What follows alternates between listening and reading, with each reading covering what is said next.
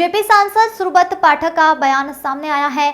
Cooperative bank के वार्षिक सम्मेलन का आयोजन हुआ था, जहां सपा ने यूपी में सहकारिता को लेकर कैप्चर कर लूट का साधक बनाया था। देश में सहकारिता को डिजिटल कर पहुंचाया, किसानों को लाभ मिलना, किसान आंदोलन को लेकर बयान दिया। देश के प्रधानमंत्री की लोकप्रियता बढ़ाने को लेकर किसान नेता दे रहे हैं विवादित बयान।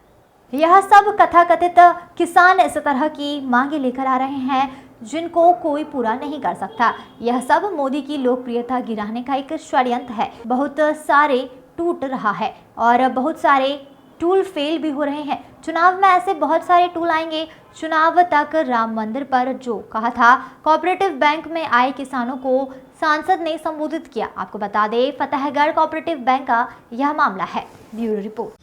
64वां वार्षिक सम्मेलन मना रहे हैं, किसानों को कहां तक लाभ पहुंचाएगा? देखो, एक सहकारिता एक ऐसा माध्यम है जिससे किसानों की एक जो आर्थिक परिस्थिति बदली जा सकती है। एक तरीके का एक आंदोलन है और जहाँ पर भी इस पर सही से काम हुआ, जैसे महाराष्ट्र है, आप देखो कि वहाँ पर सहकारिता के माध्यम से किस प्रकार से किसानों की तरक्की हुई है। गुजरात है, किस प्रकार से तरक्की हुई है। लेकिन दुर्भाग्य रहा कि हमारे उत्तर प्रदेश में और सहकारिता को खासकर समाजवादी पार्टी ने जिस प्रकार से कैप्चर करके उसको एक लूट का एक साधन बना दिया था। तो देश के गृह मंत्री माननीय अमित भाई शाह का जब सहकारिता मंत्रालय मिलने के बाद आप देखो चीज़ों को बहुत तेज़ी के साथ में बदला है, कंप्यूटराइज किया है और आज उस माध्यम से अब आम किसान तक चीज़ें पहुँचें, सुविधाएं पहुँचें, उनको सारी सुविधाओं का लाभ हो, इसको लेकर हम लोग प्रयासरत हैं। सरकार अपनी पीठ थपथपा रही है कि हम पूरी तरीके से किसानों को लाभ पहुंचा रहे हैं। इसके बावजूद भी दिल्ली में किसान जो है लगातार आंदोलित हैं।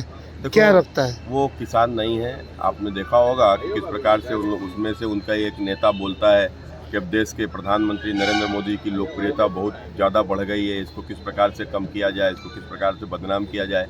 तो ये कुछ इस प्रकार के तथाकथित लोग हैं जो अपने को किसान कहते हैं और इस प्रकार की डिमांड्स जो लेकर आ रहे हैं कि जो शायद उन डिमांड को कोई पूरा कर ही नहीं सकता। तो कुल मिलाकर मैं समझता हूं कि वो तो केवल मोदी जी का लोकप्रियता गिराने का व्यवस्था बनाए रखेंगे।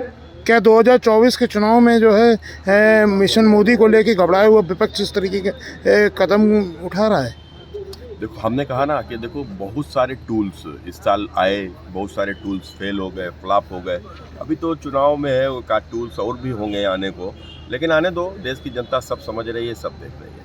क्या राम मंदिर के नाम पर एक बार फिर मोदी मैजिक तीसरी बार चलने जा रहा है?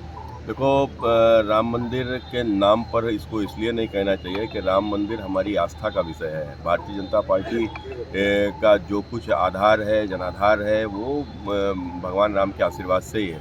तो कुल मिलाकर हम राम के मंदिर के नाम पर नहीं, लेकिन हाँ निश्चित रूप से अपने काम के ऊपर जो मोदी जी ने कहा वो मोदी जी ने किया और ये उनकी विश्वसनीयता, मोदी की गारंटी के नाम पर ही चुनाव होने जा रहा है। कन्नौज क्या एक बार फिर अखिलेश का सामना करने के लिए तैयार हैं?